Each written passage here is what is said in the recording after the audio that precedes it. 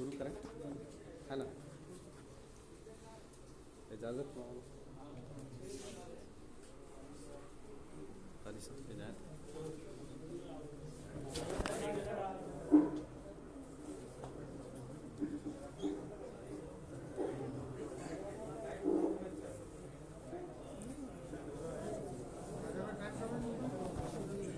بسم اللہ الرحمن الرحیم.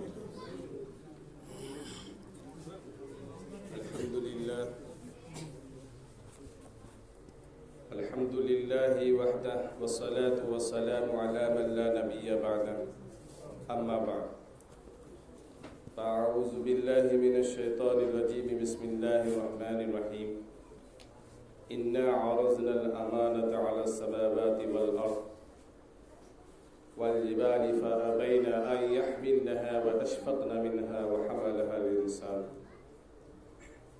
وقال تعالى: ألف لام را كتاب أنزلناه إليك لتخرج الناس من الظلمات إلى النور بإذن ربهم إلى صراط العزيز الحميد. صدق الله العظيم. دوستو، چونکہ ہم سبھی حضرات ابھی تراویح سے فارغ ہوئے ہیں، الحمدللہ سب تھکے ہوئے ہیں، بہت مختصر انداز میں میں آپ حضرات سے بہت قیمتی بات کرنے والا ہوں.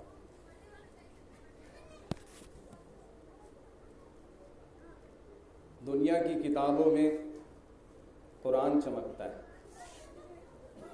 دنیا کی کتابوں میں قرآن چمکتا ہے اور قرآن میں اللہ کا فرمان چمکتا ہے. اور جو اس کو اپنے سینوں میں محفوظ کر لے،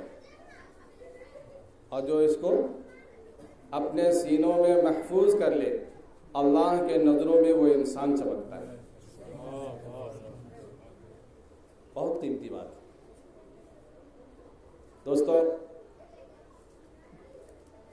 ایک ہمارے بزرگ نے بہت قیمتی بات بتائی ہے کہ ظلم ڈھانے سے انسان نہیں بدلے گا. ظلم ڈھانے سے انسان نہیں بدلے گا. جان جائے تو جائے، ایمان نہیں بدلے گا. ظلم ڈھانے سے انسان نہیں بدلے گا. جان جائے تو جائے، ایمان نہیں بدلے گا. اور فرمایا کہ کفن میں لپٹ کر دفن ہو جائیں گے. کفن میں لپٹ کر دفن ہو جائیں گے. آیتوں کے بدلنے والے کچھ بھی کر لیجئے، قرآن نہیں بدلے گا. کچھ بھی کر لیجئے، قرآن نہیں بدلے گا. دوستو، محراب دیکھا ہم لوگوں نے اپنے مسجدوں میں. دنیا کی تمام مسجد میں محراب ہوتا ہے. کیوں ہوتا ہے؟ اس کی حقیقت سمجھنا ہے آج بہت مختصر انداز.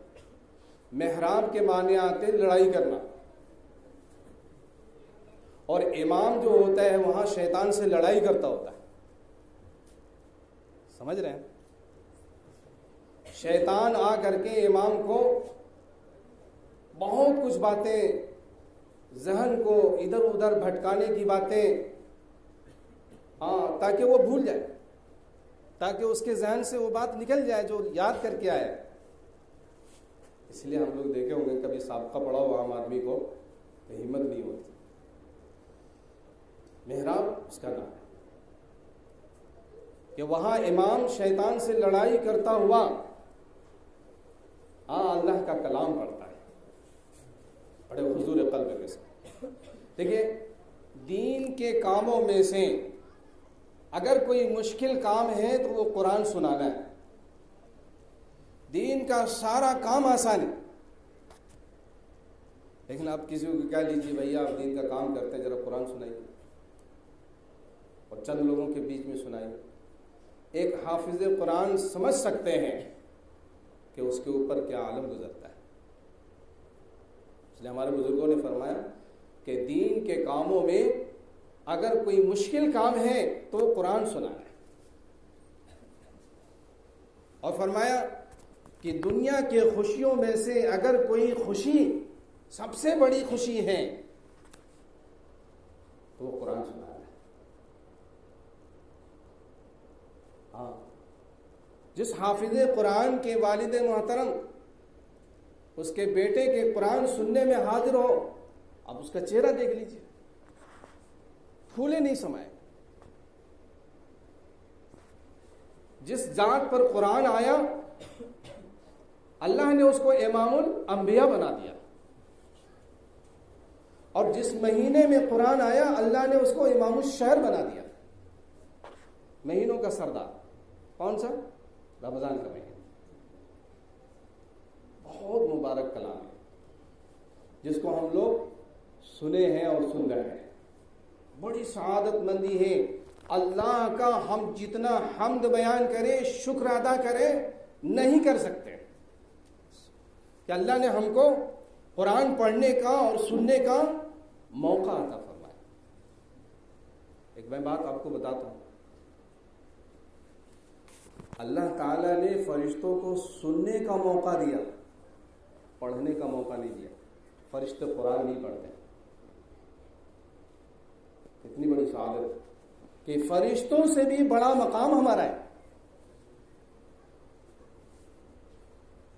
کہ فرشتے قرآن نہیں پڑھ سکتے. حکم نہیں ہے قرآن پڑھنے کا، ہاں سننے کا ہے. ہاں آتا ہے حدیث میں کہ جب کوئی بندہ قرآن پڑھتا ہے تو فرشتے اس کو گھیر لیتے ہیں، فرشتے اس کو، اور آسمان تک، زمین سے لے کر آسمان تک فرشتے تانتا لگا دیتے ہیں، وہ گھیرا لگا دیتے ہیں. الا جبریل، سوائے اس میں جبریل علیہ السلام مستثنی ہے. اللہ نے جبریل علیہ السلام کو پڑھنے کا بھی موقع عطا فرمایا، باقی کسی فرشتے کو پڑھنے کی اجازت نہیں. اللہ نے ہم سب کو پڑھنے کا موقع عطا فرمایا ہے. خوش نصیب ہے کہ نہیں ہے؟ سننے کا موقع عطا فرمایا. میرے دوستوں بزرگوں، چونکہ آپ حضرات تھکے ہوئے اس لیے بات کو بہت مختصر کرتا ہوں. اللہ کے نبی صلی اللہ علیہ وسلم نے فرمایا کہ قرآن اللہ کا کلام ہے، اس کی رحمتیں اور برکتیں حاصل کریں. قرآن اللہ کا کلام ہے، اس کی رحمتیں اور برکتیں حاصل کریں. اس کی رحمتیں اور برکتیں کیا ہیں؟ کہا کہ قرآن ہدی للناس ہے، ہدی للعالمین. قرآن کیا ہے؟ لتخرج الناس من الظلمات الى النور. انسانوں کی ہدایت کے لیے قرآن آیا ہے، عالم کی ہدایت کے لیے قرآن آیا ہے. اگر ہم بھٹک گئے تو قرآن سے صحیح راستے پر آئیں گے، ہے نا؟ اگر ہمیں شیطان نے گناہ میں مبتلا کر دیا ہے تو قرآن کے واسطے قرآن کو سینے سے لگائے، قرآن کا ادب کریں، قرآن کا اہتمام کریں، اور قرآن پڑھنے والوں کا ادب اور اہتمام کریں. اللہ ہدایت بتائے. ایک حدیث میں آتا ہے کہ جو بندہ قرآن سے محبت کرتا ہے اللہ اس کو گمراہ نہیں کرتا، اللہ اس کو ہدایت دیتا ہے. میرے دوستوں بزرگوں، ہم لوگ جیسے گانا کو بڑے شوق سے سنتے ہیں، اس سے بھی زیادہ شوق سے اور توجہ سے اللہ تبارک و تعالیٰ اس بندے کا کلام سنتا ہے جو قرآن پڑھتا ہے. کوئی گانا کسی کو پسند ہو، وہ آدمی بڑی دھن میں سنتا ہے، بڑا شوق سے سنتا ہے، بڑے مزے لے کر سنتا ہے. اللہ تبارک و تعالیٰ اس سے زیادہ مزے لے کر، اس سے زیادہ دھن لگا کر اس بندے کا قرآن سنتا ہے جو بندہ قرآن پڑھتا ہے. اس لیے میرے دوستو، ایک حدیث میں آتا ہے کہ اللہ کے نبی صلی اللہ علیہ وسلم ایک اللہ کے ولی ہیں، ہے نا؟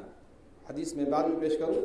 ایک اللہ کے ولی ہیں، وہ مدینے میں قرآن کا درس دے رہے ہیں مسجد نبوی میں. طلبہ ان کے پڑھتے پڑھتے سوال کرتے ہیں کہ حضرت آپ کے منہ سے خوشبو آتی ہے. آپ کون سا خوشبو لگائیں؟ حضرت نے انکار کیا کہ نہیں، میں تو کوئی خوشبو نہیں لگاتا. طلبہ نے پھر سوال کیا، حضرت نے پھر انکار کیا کہ نہیں، میں کوئی خوشبو نہیں لگاتا.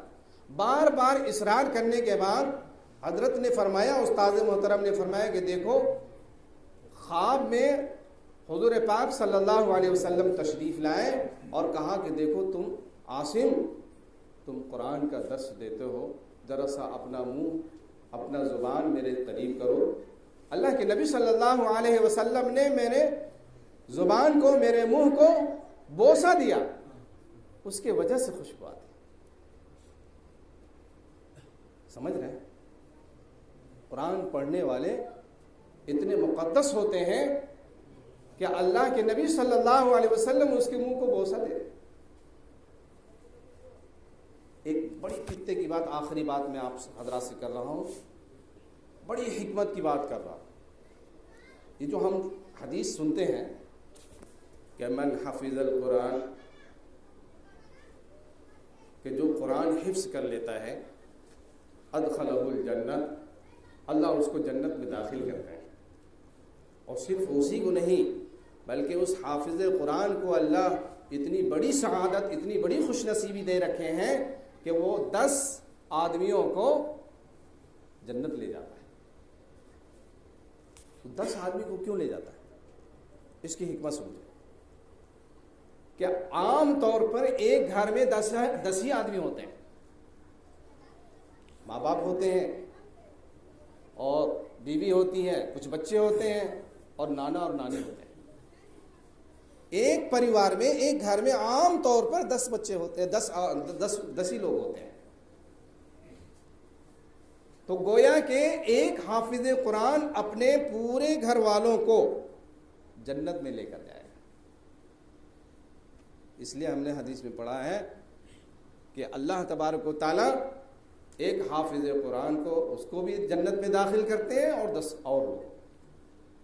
اور ایک اور آپ نے سنا ہوگا حدیث میں کہ ایک عالم دین 400 آدمیوں کو جنت میں لے کر جائے گا. کتنے؟ 400 آدمیوں. کیوں؟ اس لیے کہ ایک برادری میں 40 آدمی ہوتے ہیں تقریباً، کم و بیش. ایک برادری جو ہوتی ہے، ایک خاندان جو ہوتا ہے، اس میں 40 آدمی ہوتے ہیں. اور ایک گاؤں کا اگر معائنہ کیا جائے، محاسبہ کیا جائے، تو اس میں 400 لوگ تقریباً ہوتے ہیں. تو اللہ تبارک و تعالیٰ اس ایک عالم دین کی برکت سے پورے گاؤں والوں کو جنت میں لے جائیں گے. حافظ قرآن کی برکت سے گھر والوں کو لے جائیں گے جنت میں، اور عالم دین کی برکت سے پورے گاؤں والوں کو جنت میں لے جائیں گے. اس لیے میرے دوستوں بزرگوں، ہمیں کیا کرنی چاہیے کہ جہاں بھی حافظ قرآن ہو، چاہے وہ ہمارے یہاں خدمت کر رہے ہوں یا نہیں کر رہے ہیں، جہاں بھی عالم دین آپ کو نظر آ جائے، چاہے وہ ہمارے یہاں خدمت کر رہے ہوں یا نہیں کر رہے ہوں، پوری امت کے ذمے واجب ہے کہ حافظ قرآن کی پوری خدمت کرے، عالم دین کی پوری خدمت کرے. اس کی خدمت کیا ہے؟ سب سے پہلا اس کی خدمت یہ ہے کہ اس کا ادب کرے، اس کا احترام کرے، اس کے ساتھ واہیات کے الفاظ استعمال نہ کرے. دوسری خدمت اس کی یہ ہے کہ اس کے کھانے کا انتظام، اس کے پہننے کا انتظام، اس کے رہنے کا انتظام، باقی جو ضروریات زندگی ہیں اس کا انتظام پوری امت کے ذمے واجب ہے. اگر یہ حافظ قرآن نہیں رہیں گے، یہ عالم دین نہیں رہیں گے، میرے دوستوں بزرگوں، آخر قیامت کے آخر دنوں میں یہی ہوگا کہ اللہ تبارک و تعالیٰ علماء کو اٹھا لیں گے اور حفاظ کرام کو بھی اللہ اٹھا لیں گے. سمجھ رہے ہیں نا؟ پھر قیامت آ جائے گی. اس لیے ہم میں سے ہر شخص، چاہے وہ ہمارے یہاں خدمت کر رہا ہے یا نہیں کر رہے ہیں، جہاں بھی گلی میں، شہر میں، روڈ میں، اپنے گھر میں حافظ قرآن نظر آتا ہو، عالم دین نظر آتا ہو، اس کو اپنے جگہ پہ، اپنے مسند پہ، اپنے کرسی پہ، اپنے بغل میں، اپنے بستر پہ بٹھائے. اپنا کھانا کھلائیں، اپنا کپڑا پہنائیں، اپنے مکان میں ان کا ایک مکان بنائیں، ان کو جگہ دیں۔ جس دن ہم لوگ یہ کرنے والے بنیں گے انشاءاللہ ثم انشاءاللہ اللہ اس کا بدلہ جنت کی شکل میں دے گا، جو ہم نے ابھی سنایا۔ اللہ سے دعا کرتے ہیں کہ اللہ ہم سب کو عمل کی توفیق نصیب فرمائے۔ دعا فرما دیجیے۔